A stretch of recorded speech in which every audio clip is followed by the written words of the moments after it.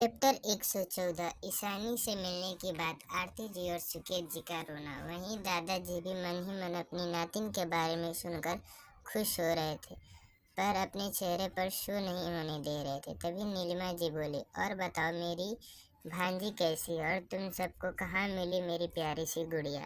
नीलिमा जी इस वक्त बहुत ज़्यादा खुश थी, क्योंकि वे हमेशा से ही एक प्यारी सी बेटी चाहती थी। पर जब अबीर हुआ तब कॉम्प्लिकेशन की वजह से डॉक्टर ने बोल दिया था कि वे आगे कभी कंसीव नहीं कर पाएंगे। इस वजह से उनकी एक बेटी की चाहत दिल में ही रह गई, और इस बारे में फैमिली में सबको पता था। नीलिमा जी तो अपनी ननद मतलब आरती जी की बेटी से मिलना चाहती थी, उसे अपनी बेटी की तरह ही प्यार करना चाहती थी, पर तब तक वे इंडिया से बाहर चले गए थे। वहीं दादी माँ, दादाजी और शेखर जी भी उनके जवाब का इंतजार कर रहे थे। उन्हें भी जानना था कि ये दोनों आरती जी की बेटी से कैसे और कहाँ मिले। वहीं सबको इतना एक्साइटेड देखकर कबीर और अबीर दोनों ने एक साथ एक दूसरे को देखा। वहीं अबीर की आंखों में मोक्ष और ईशानी की कही हुई बात के बारे में सोचकर उदासी आ गई कि कैसे मेरा फैमिली ने और उसकी बुआ जी ने ईशानी जैसी प्यारी बेटी को इतना दर्द दिया और अपनाने से मना कर दिया। कबीर जो हमेशा कोल्ड और एरोगेंट रहता था, उसकी आंखों में भी एक उदासी आ गई। उसे भी अपनी छोटी सी बहन के बारे में सोचकर दुख हो रहा था। उन दोनों को चुप देखकर और अबीर को इतना उदास देखकर दादी माँ बोली, क्या बात है, क्या तुम दोनों हमारी प्यारी सी नातिन को पसंद नहीं आए? क्या उसने तुमसे बात नहीं किया? अब तो बता भी दो। उनकी बात सुनकर अबीर ने वे सब कुछ वहाँ जो हुआ वो ईशानी के बारे में उसे जो भी पता चला था कि कैसे ईशानी जन्म होते ही हॉस्पिटल में प्रिया के साथ बदल गई थी, कैसे जो लोग उसे अपने साथ ले गए ईशानी को 1 साल होने से पहले ही उनके डेथ हो गया, और कैसे वे 15 साल तक अनाथ आश्रम में रहकर बड़ी हुई, और कैसे जब सबको पता चला प्रिया उनकी बायोलॉजिकल बेटी नहीं है तो रविकांत जी ईशानी को ढूंढकर घर ले आए। फिर उसके बाद सबने कैसे ईशानी को ट्रीट किया, सब कुछ उसने सबको बता दिया। वैसे भी छुपाने का कोई फायदा तो था ही नहीं।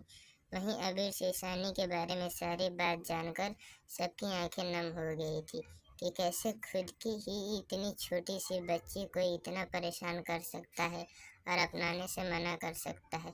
सबको तो मेरा फैमिली और आरती जी के ऊपर गुस्सा आ रहा था। तभी दादाजी जो हमेशा गुस्से में एरोगेंस में रहने वाले इंसान थे, उनकी आंखें भी नम हो गई थी। उनकी एकलौती नातिन ने क्या कुछ सहा है मेरा फैमिली में आकर। प्रवीणा जी गुस्से से जोर से टेबल पर हाथ मारकर बोली, मुझे पता था ये लड़की कभी भी अपनी जिंदगी में कोई भी सही फैसला नहीं ले सकती, इसीलिए इसकी ऐसी घमंड और हमेशा गलत डिसीजन लेने की वजह से ही मैंने उसे अपने रिश्ते तोड़ दिया था। दादी माँ भी उदासी और गुस्से के मिले जुले भाव के साथ बोली, पर देखो तो वे अभी भी नहीं सुधरी, आज भी वे गलत डिसीजन ही ले रही है।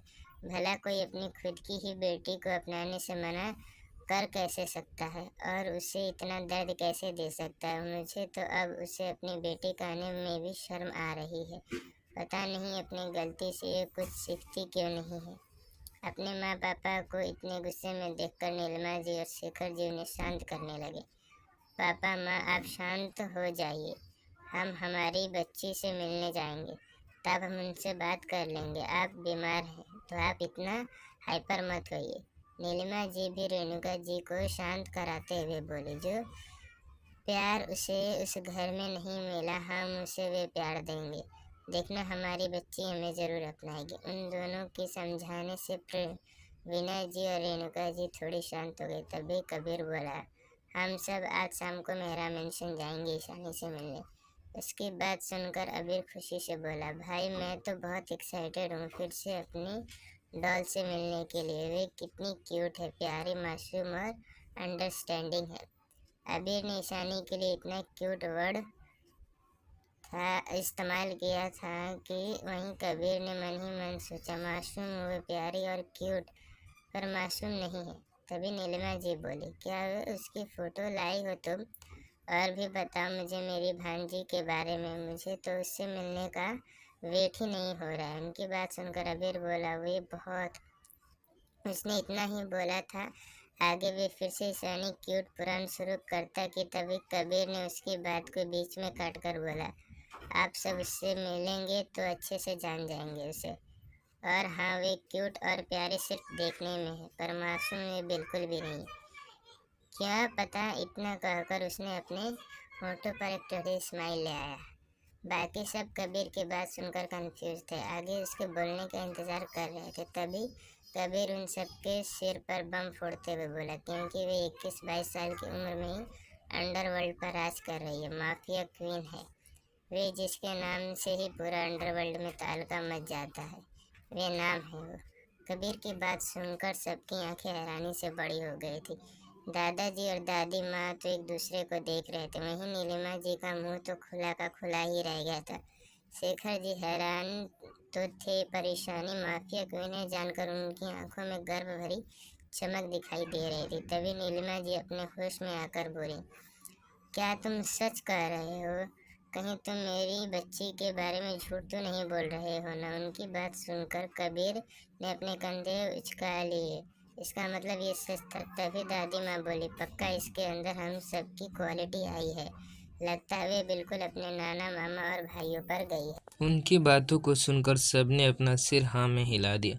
प्रवीणा जी बोली, ये तो बहुत अच्छी बात है ना, अब वे इतनी पावरफुल है कि कोई उसे छू भी नहीं सकता। वे बिल्कुल मेरी तरह है, आखिरकार मेरी नातिन जो है, तो हम सबकी क्वालिटी उसके अंदर आएगी ही ना। उनकी बातों से देखा जाए तो सब सहमत होते हुए बोले, सही कहा आपने डैड, हमारी बच्ची बिल्कुल हमारे जैसी स्ट्रॉन्ग एंड पावरफुल। अब उस मेरा फैमिली की कोई अब ज़रूरत नहीं है। तभी अबीर को कुछ याद आया तो ये मायूस होकर बोला, पर एक बात और है दादाजी एंड डैड, हमारी प्यारी सी बहन मोक्ष राजवंश द डेविल से प्यार करती है, और मोक्ष ने तो ये भी कहा है कि ईशानी से शादी हो चुकी है। उसकी बात सुनकर फिर से सब हैरान हो गए। क्या उनकी अभी अभी मिली हुई गुड़िया ने अंडरवर्ल्ड अपने जीवन साथी चुन चुकी है? शेखर जी बोले, जितना मैं मोक्ष को जानता हूँ वो बहुत खतरनाक है, पर वे लड़कियों को अपने आंख उठाकर भी नहीं देखता। इसका मतलब वे हमारी भांजी को कभी धोखा नहीं देगा। और हमारी बच्ची भी तो माफिया क्वीन है, उसने कुछ सोच समझकर ही मोक्ष राजवंश को चुना होगा। तभी नीलिमा जी बोली, ये सब बात हम बाद में करेंगे, अभी हमें उसके लिए गिफ्ट तैयार करना चाहिए। हम इतने सालों में उससे पहली बार मिलने जाएंगे तो हमें उसे बहुत कुछ गिफ्ट देना चाहिए। उनकी बात सुनकर बाकी सब ने भी हाँ में अपना सिर हिला दिया। वहीं दूसरी तरफ मेरा मेंशन में ईशानी के जाने के बाद प्रिया भी टोन का नाटक करके अपने रूम में चली गई, और उसे समझ नहीं आ रहा था कि वे क्या करे। उसने बर्थडे वाले दिन जो प्लान किया था फ्लॉप हो गया था, इसीलिए उसने कुछ गुंडों से कांटेक्ट किया था ताकि वे ईशानी को सबक सिखा सके। अभी तक उन गुंडों का कोई पता नहीं चल पाया था। जब से जैकी ने बोला था कि ईशानी ZI कॉरपोरेशन की ओनर है, तब से प्रिया को डर लग रहा था कि कहीं वे गुंडे पकड़े ना जाए। पर वे रिलैक्स भी थी, क्योंकि उसने उन गुंडों से डायरेक्ट कांटेक्ट नहीं किया था और ना ही उन गुंडों ने प्रिया को देखा था। वे तो उसका नाम ही नहीं ले सकते, पर उसे ये नहीं पता था कि उन गुंडों का क्या हश्र हुआ होगा। अब तक तो ईशानी के गार्ड्स ने उन गुंडों को नर्क में पहुंचा दिया था। वहीं आरती जी अपने कमरे में बैठकर रो रही थी। सुकेत जी उन्हें समझा रहे थे, पर आरती जी के आंसू रुकने का नाम ही नहीं ले रहे थे। ईशानी की बातों से उन्हें अंदर से झंझोर कर रख दिया था। उन्हें ईशानी की नफ़रत का अंदाज़ा बहुत पहले से ही हो गया था, पर उन्हें नहीं पता था कि ईशानी उन्हें कभी माफ़ी नहीं करेगी और न ही उन्हें एक मौका देगी। क्या ईशानी हमें कभी माफ़ नहीं करेगी? सुकेत जी, क्या वे हमें एक और मौका नहीं दे सकती? आरती जी ने भरे गले से सुकेत जी से कहा, तो सुकेत जी ने हताश में अपना सिर हिला दिया। अब वे क्या जवाब दे, जबकि उन्हें खुद भी नहीं पता था कि उनकी बेटी उन्हें माफ़ करेगी या नहीं। तभी आरती जी ने जल्दी से जाकर कबर्ड खोला। वहीं सुकेत जी उन्हें कन्फ्यूज़न से देख रहे थे। तभी आरती जी कबर्ड के साइड में पड़ा एक बैग उठा उठाकर लाई जो काफ़ी पुराना लग रहा था और उसे लेकर खोलकर देखने लगी। उस बैग में एक साड़ी थी और एक छोटा सा कार्ड और एक पेन ड्राइव था। आरती जी ने उस साड़ी को गले से लगाकर उस कार्ड को देखने लगी। आप ये क्या कर रही हैं आरती जी? और ये सब सुकेत जी ने उन्हें ये सब करते देख कन्फ्यूज़न से पूछा। तो आरती जी उस साड़ी को कार्ड को दिखाकर बोली, ये देखिए सुकेत जी, ये साड़ी मुझे ईशानी ने मेरे जन्मदिन पर दिया था। फिर उस कार्ड को दिखाकर बोली, ये कार्ड उसने बोला था कि उसने ये कार्ड अपने हाथों से मेरे लिए बनाई है। यह कहकर वे उस कार्ड को प्यार से देखने लगी। जब ईशानी इस घर में थी तब आरती जी के लिए उसने अपने दादाजी के दिए पॉकेट मनी से ये साड़ी उनके जन्मदिन पर गिफ्ट दिया था और इस कार्ड को भी उसने ही खुद बनाया था और अपने दादाजी से पेन ड्राइव लेकर उनके लिए एक जन्मदिन पर विश करके वीडियो बनाकर दिया था, क्योंकि उस दिन उस सब पार्टी के लिए बाहर जा रहे थे और प्रिया की कुछ चाल की वजह से ईशानी को सबने घर पर रहने को बोल दिया था। कोई उस पार्टी में नहीं ले जाना चाहता था, इसीलिए ईशानी ने पहले ही ये गिफ्ट तैयार करके आरती जी को दे दिया था। पर आरती जी ने उसे एक नज़र देखा तक नहीं।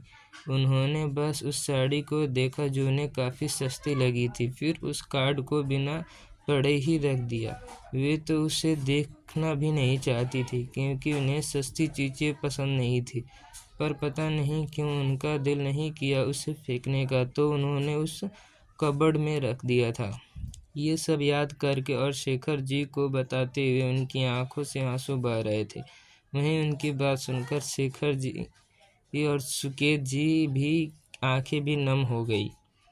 आरती जी उस कार्ड को खोलकर पढ़ने लगी, जहां ईशानी ने खूबसूरत हैंडराइटिंग में उनके लिए बहुत सारी विशेष लिखी थी। हैप्पी बर्थडे मेरी प्यारी माँ, आप दुनिया की सबसे बेस्ट माँ हो। ये लाइन पढ़कर आरती जी के साथ सुकेत जी के आंखों से भी आंसू बह गए। आरती जी रोते हुए बोली, देखा आपने, देखा जी, तब तो मैं ईशानी से अच्छे से बात भी नहीं करती थी, फिर भी उसके लिए मैं उसकी बेस्ट माँ थी, क्योंकि मुझे अपनी खुद की बच्ची का अपना लिए प्यार नहीं दिखा। मैं बहुत बुरी माँ हूँ।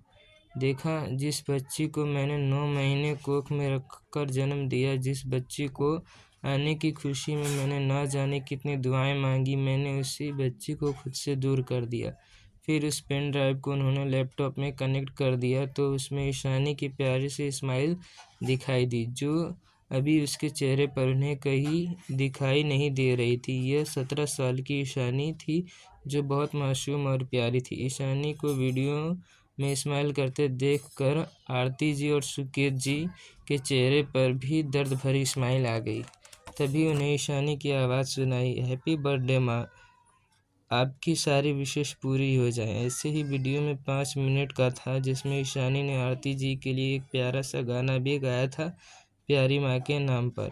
आरती जी ने पहले इस वीडियो को नहीं देखा था, पर अब उन्हें रियलाइज़ हो रहा था कि उन्हें कितनी बड़ी गलती की है। उनकी बेटी तो उसने तब भी कितना प्यार करती थी, पर वे एक माँ ही क्या अपनी खुद की बच्ची को प्यार को नहीं देख पाई। अभी के लिए इतना है दोस्तों, मिलते हैं नेक्स्ट चैप्टर।